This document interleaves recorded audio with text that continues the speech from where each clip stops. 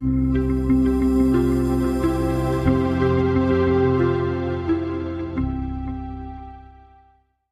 everyone, I am Gulnaz Ansari. Welcome to digital platform of SGC Group of Colleges. Today we are going to discuss about BA first semester unit 5th short story The Lost Child by Mulkraj Anand. तो ये जो video है ये आपकी दो parts में बनेंगी। एक आपके राइटर के बारे में and second one is about the main story. So this is your part 1 and we are discuss about Mulk Raj Anand. Let's start about writer. First, we will know about some introduction. Class BA first semester, subject English, paper major. It's not your minor subject; it's major subject syllabus. Topic: The Lost Child. Writer: Mulkraj Anand. Introduction means परिचय। मुल्कराज आनंद prominent Indian author with hundreds of novel। Mulk Raj Anand जो थे वो आपके एक बहुत ही प्रख्यात भारतीय लेखक थे। इन्होंने विद हंड्रेड्स ऑफ नॉवेल कि बहुत सारे उपन्यास लिखे थे, शॉर्ट स्टोरीज लिखी थी, क्रिटिकल एसेस लिखे थे इंग्लिश में, and is also consider as a founder of the English language Indian novel. Founder यानी आपके खोजकर्ता, ये आपके खोजकर्ता। ये जो थे मुल्कराज आनंद जो आपके थे भारतीय अंग्रेजी उपन्यासों के खोजकर्ता थे, जो आपके इंग्लिश में उपन्यास लिखे जाते थे। He is best remembered for his realistic depiction. Realistic यानी यथार्थ कहानियाँ जो होती थी उसका चित्रण करते थे।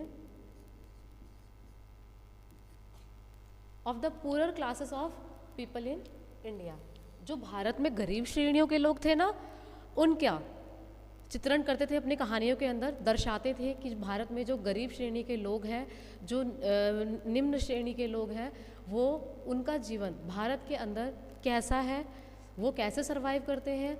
ही वॉज वेरी फैमिलियर, यानी एक जुड़ाव, एक कनेक्शन। वो बहुत ही एक होता है ना कि किसी चीज़ के साथ बहुत जुड़ाव महसूस करना, एक बॉन्ड इस्टेब्लिश करना विद द प्रॉब्लम ऑफ। तो मुल्कराज आनंद भी जो पुअरर सेक्शन के लोग थे ना, उनकी समस्याओं के साथ वो बहुत ही ज़्यादा फैमिलियर थे। मुल्कराज आनंद, अब इनके जन्म की बात करते हैं तो मुल्कराज आनंद जो थे उनका जन्म जो था 12 दिसंबर 1905, 12 दिसंबर 1905 पेशावर में हुआ था।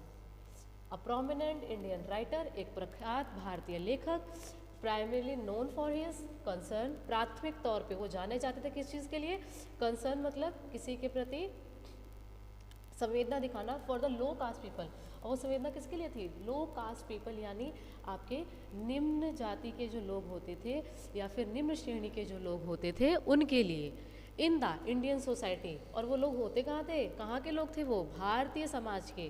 Portrait about their rest leaves his, वो उनकी जीवन शैली को दर्शाते थे, पोर्ट्रे करते थे यानी चित्रित करते थे। इनके पिता का नाम, his father's name was Lalchand, इनके पिता का नाम लालचंद था। Ishwar Kaur was his mother, और इनकी माता का नाम था Ishwar Kaur. He was among those Indian English writer, ये उन भारतीय अंग्रेजी लेखकों में से थे who gained an international readership. International यानी आपका अंतर्राष्ट्रीय,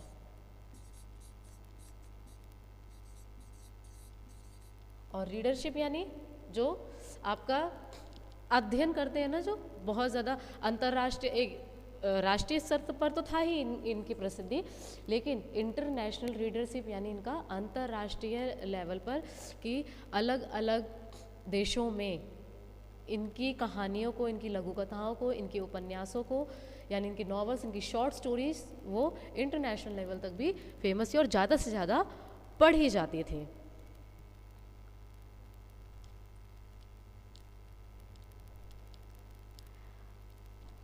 आगे Anand produce various form of literary art. Mulk Raj Anand जो थे उन्होंने प्रोड्यूस किया था various form of literary art and creative writing. बहुत सारी ऐसे फॉर्म प्रोड्यूस किए थे उन्होंने साहित्यिक कला में और जो उनकी लेखनी थी उसके अंदर, सच एस नॉवल, अब चाहे वो उनके नॉवेल्स हो और चाहे वो उनकी शॉर्ट स्टोरी यानी उनके चाहे उपन्यास हो और चाहे उनकी लघु कथाएं हो, which prove to be the classical work. और उनकी जो कहानियाँ थीं उपन्यासों की और लघु कथाओं की, वो क्या प्रूव्ड हुई थी? The classical work of modern Indian English literature.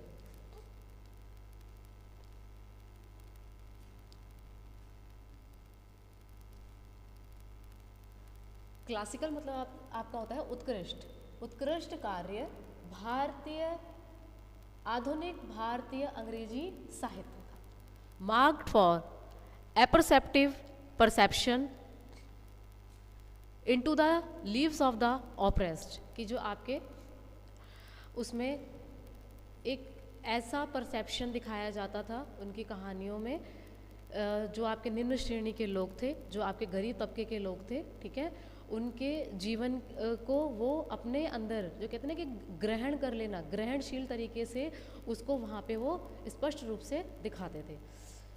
अब बात करते हैं इनके अध्ययन की यानी स्टडीज़ की। He studied at Khalsa college, पहले ये खालसा कॉलेज में पढ़े थे जो कि आपका कहाँ है, अमृतसर, एंड ग्रेजुएटेड इन 1924। 1924 में ग्रेजुएट यानी स्नातक हुए थे। देन मूव टू इंग्लैंड, उसके बाद ये इंग्लैंड गए, where he attend university college, उन्होंने वहाँ पर यूनिवर्सिटी कॉलेज अटेंड किया लंदन में, एज एन किस रूप में, undergraduate, and after that एक स्नातक के रूप में वहाँ पे उन्होंने यूनिवर्सिटी कॉलेज में को ज्वाइन किया, और उसके बाद उन्होंने पीएचडी की फिलॉसफी में यानी आपका मनोविज्ञान में, कहाँ से, Cambridge University in 1929, Cambridge University में 1929 में। Anand develop friendship with the members of the Bloomsbury group. अब वहाँ पीएचडी जब ये कर रहे थे उस दौरान इन्होंने ब्लूम्सबरी ग्रुप जो था वहाँ पे, एक ग्रुप का नाम है ये, और वहाँ पे इन्होंने इस ग्रुप के साथ फ्रेंडशिप डेवलप की। During his while away to Geneva, जब ये इस दौरान जब ये जेनेवा में थे, he use to lecture at the league of, तो जेनेवा में रहने के दौरान ना, जब ये जेनेवा में थे तो वहाँ पे यूज टू लेक्चर, लेक्चर मतलब आपका क्या होता है, व्याख्यान दें, ठीक है, तो lecture at the league of nation school of intellectual cooperation, आपका nation school of intellectual cooperation में ये लेक्चर देते थे।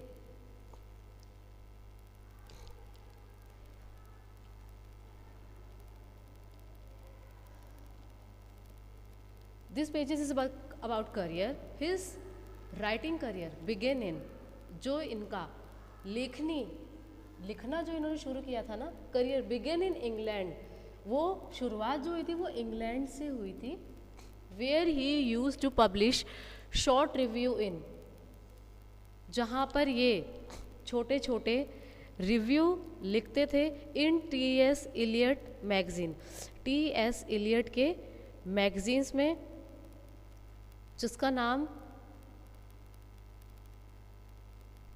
नाम था क्रिटेरियन।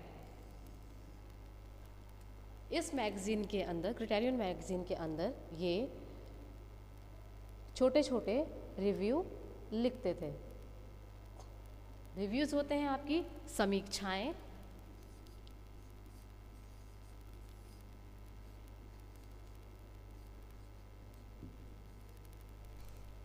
मुल्क राज आनंद, नेक्स्ट लाइन। मुल्क Raj Anand literary career was an outcome of a family tragedy encouraged by the rigidity of the caste system.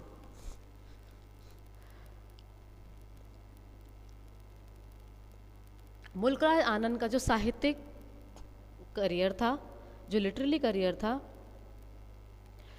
जाति व्यवस्था की कठोरता से प्रोत्साहित एक पारिवारिक त्रासदी का परिणाम था।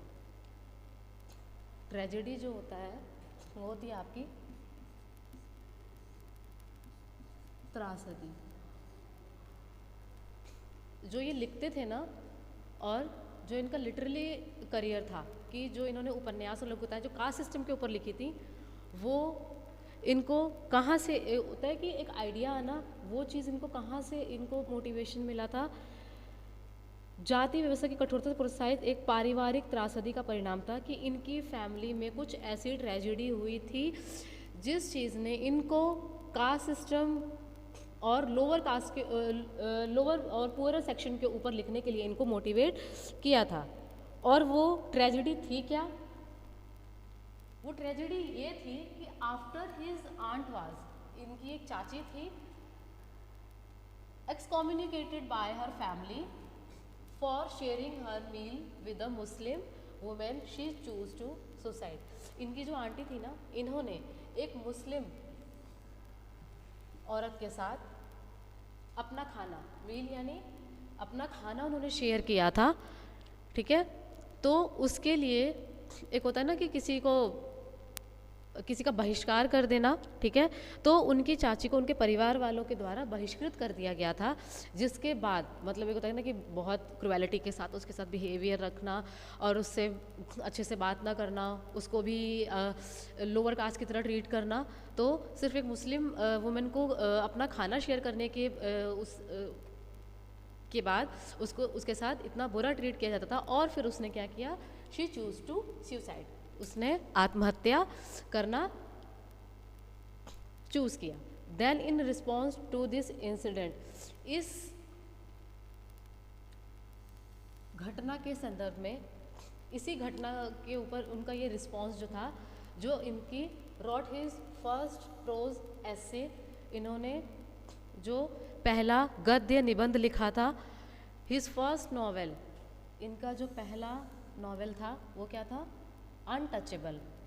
अनटचेबल अछूत जातियों के ऊपर लिखा गया एक निबंध उपन्यास था। इस उपन्यास के अंदर इन्होंने जो लो कास्ट होता है उन लोगों के साथ किस तरीके से व्यवहार किया जाता है ये दिखाया गया है। और ये अनटचेबल जो थी वो पब्लिश कब हुई थी?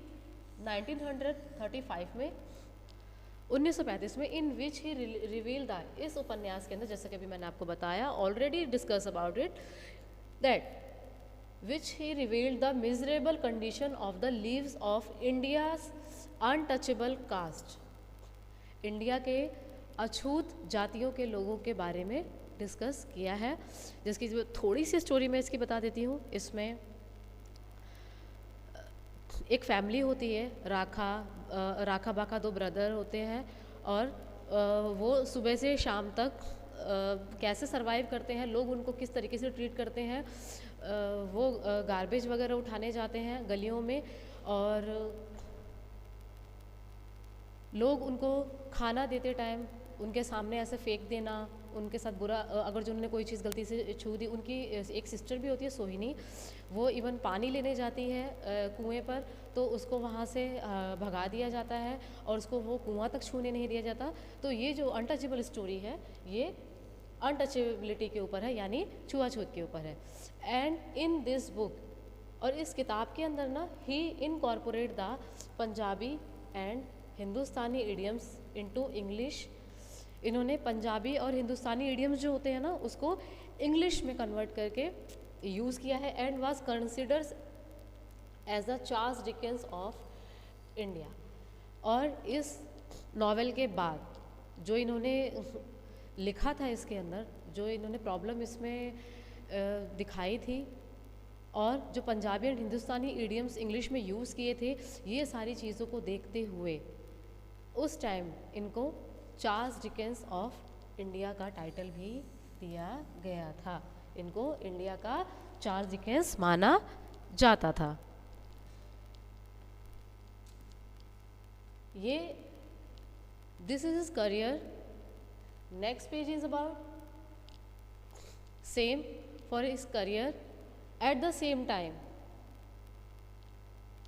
जिस टाइम इनका अनटचेबल पब्लिश हुआ था और पॉपुलैरिटी मिली थी इनको, उसी समय के दौरान की बात है। At the same time he also supported freedom elsewhere around the globe and volunteered in the Spanish civil war. उन्होंने दुनिया भर में कहीं और स्वतंत्रता का समर्थन किया, मतलब अलग अलग जगह, बहुत सी ऐसी जगहों पर जाके उन्होंने स्वतंत्रता का समर्थन किया। और स्पेनिश जो गृह युद्ध था ना, जो सिविल वॉर था, सिविल वॉर मतलब होता है आपका गृह युद्ध, तो जो स्पेनिश सिविल वॉर था, इन्होंने उसमें स्वेच्छा से भाग लिया, यानी अपनी मर्जी से, ठीक है। ये वॉलंटरीड इन द सिविल वॉर, ये अपनी मर्जी से, अपनी स्वेच्छा से इन्होंने उसमें भाग लिया था। During the world war second he worked as script writer for BBC London. World war second के दौरान इन्होंने as a script writer, script लिखने के रूप में, जो स्क्रिप्ट लिखते हैं आपकी कहानियों की या फिल्मों की या किसी भी ऐसी स्टोरी की, उसके रूप में इन्होंने एज अ स्क्रिप्ट राइटर काम किया था। किसके लिए? BBC लंदन के लिए। And there he came into contact with George Orwell. और यहाँ पे ये किसके कांटेक्ट में आए थे? जॉर्ज ऑरवेल, जो आपके एक बहुत ही फेमस राइटर थे, who reviewed Anand novel the sword and the sickle, जिन्होंने आनंद के उपन्यास the sword and the sickle की समीक्षा की और टिप्पणी की कि उन्होंने उस पर कमेंट किया इस नावल पे, the sword and the sickle, जो कि इनकी 1942 में आई थी। एंड रिमार्क दैट, कहा कि although mister Anand's novel would still be interesting on its own merits if it had been written by an English man. उन्होंने कहा कि श्री आनंद का उपन्यास अभी भी अपने आप में दिलचस्प होगा, योग्यता अगर यह एक अंग्रेज द्वारा लिखी गई होती तो। It is impossible to read it without remembering every few pages that are also a cultural curiosity, adding that the growth of an English language Indian literature is a strange phenomenon.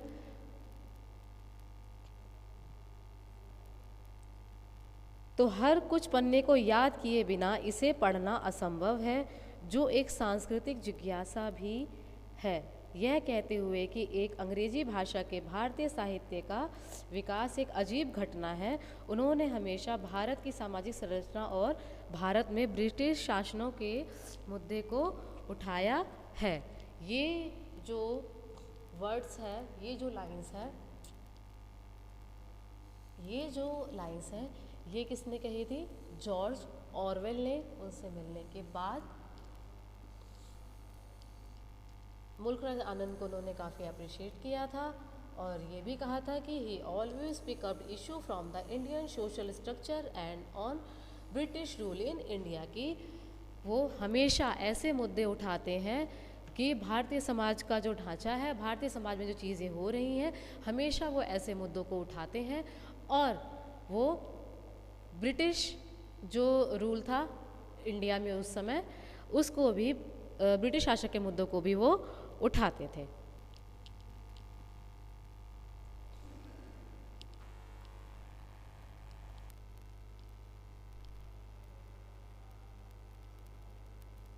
Major works, ये मुल्कराज आनंद के कुछ major works हैं, जिसमें सबसे पहले है we are talk about novels, यानी जो इनके उपन्यास हैं।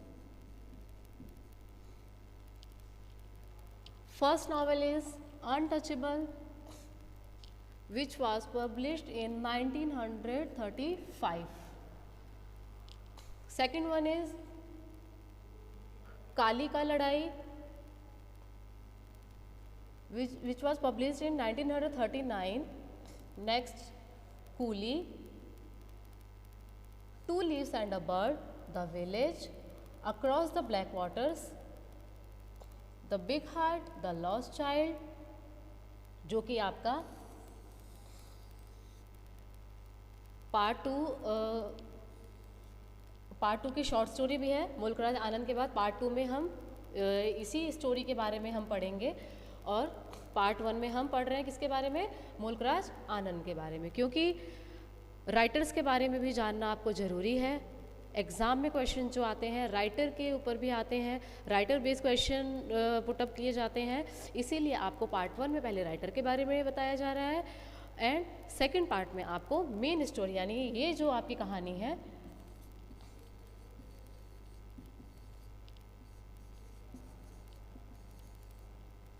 इसके बारे में बताया जाएगा। 7 Summers, A Memoir, The Road, The Death of a Hero and Others. Short story collection, ये यहाँ पे लॉस्ट चाइल्ड गलती से आ गया है, ये इनकी नॉवेल नहीं है, ये इनकी नॉवेल नहीं है, और ये इनकी शॉर्ट स्टोरी है यानी लघु कथा। The lost child and other stories, the power of darkness and other stories, Lajwanti and other stories, between tears and laughter, Indian fairy tales, more Indian fairy tales and others. ये इनकी short story हैं, ये इनके novels थे, और ये इनकी short story है। कुछ इन्होंने ऑटोबायोग्राफीज यानी आत्म कथाएं भी लिखी थी,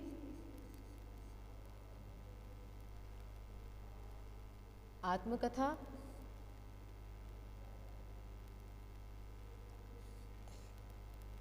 seven summers,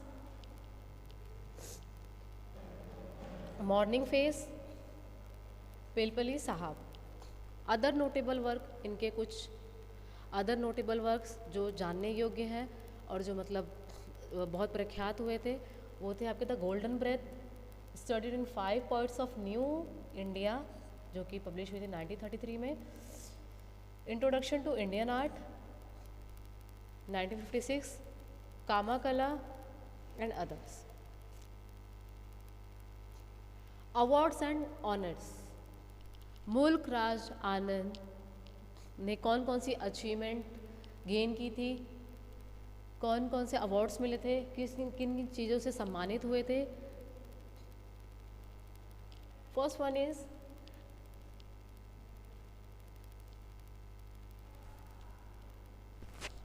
in 1953 Mr. Anand won the International Peace Prize given by World Peace Council. इनको 1953 में इंटरनेशनल पीस प्राइज मिला था, जो कि किसके द्वारा दिया गया था, वर्ल्ड पीस काउंसिल के द्वारा। इन 1968 he was awarded Padma Bhushan by the government of India. 1968 में इनको पद्म भूषण दिया गया था भारत सरकार के द्वारा for his extraordinary contribution to the field of literature and education. साहित्य और शिक्षा, साहित्य और शिक्षा में योगदान देने के लिए, एक जो कहते हैं ना कि एक्स्ट्रा ऑर्डिनरी कॉन्ट्रीब्यूशन देने के लिए इनको पद्म भूषण अवार्ड दिया गया था भारत सरकार के द्वारा।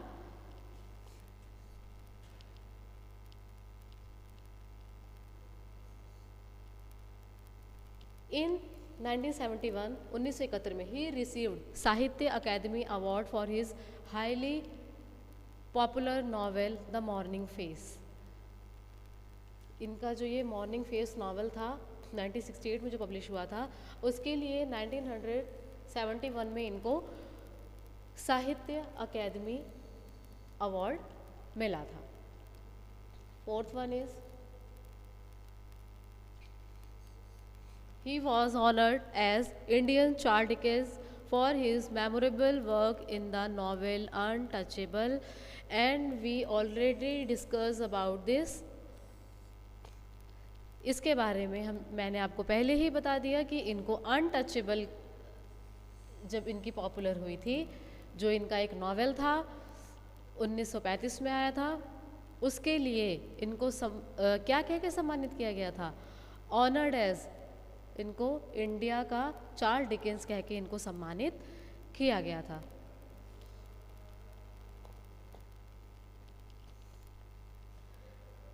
डेथ, मुल्क राज आनंद की जो डेथ थी, the pioneer of Anglo Indian fiction, died of pneumonia at the age of 98 on 28 September 2004 in Pune. इनकी जो डेथ हुई थी वो निमोनिया के कारण हुई थी 98 साल की उम्र में, 28 सितंबर 2004 में पुणे के शहर में। I hope you will like my video. मुल्क राज आनंद की शॉर्ट स्टोरी के लिए यानी पार्ट 2 के लिए मिलते हैं हम नेक्स्ट वीडियो में, जो कि आपका क्या है? द लॉस्ट चाइल्ड, एक छोटे बच्चे की कहानी जो कि एक मेले में गुम हो जाता है। ये आपने आज जाना राइटर के बारे में। We know about writer, and in the next video we will discuss about the main story. Thank you so much.